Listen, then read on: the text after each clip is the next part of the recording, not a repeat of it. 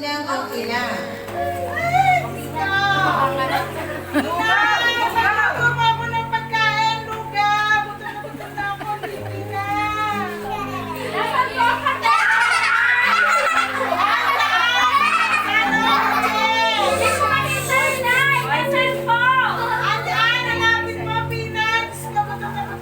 Habang naghahanap si Pinang ng kaldero at sinalang ang nilugaw,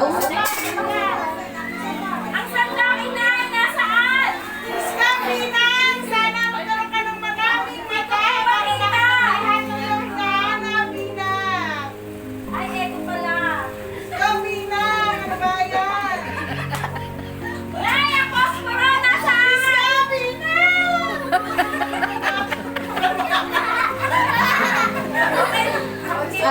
habang nakasalang lang ang nilugaw, ay naglaro si Pinang.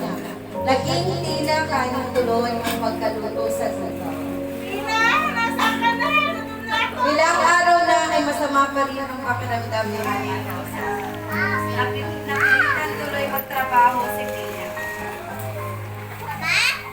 Masakit na masakit ang ulo ni Aling Rosa nang yugyugin siya ni Pinang.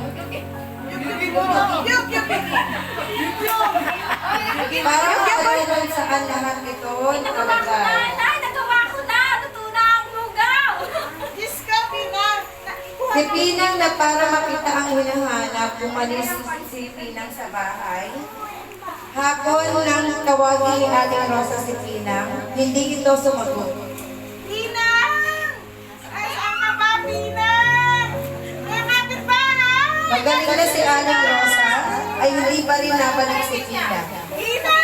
Ipinagtanong ito sa mga kapitbahay at kakilala. Nakita niyo ba si Pinang? Hindi po!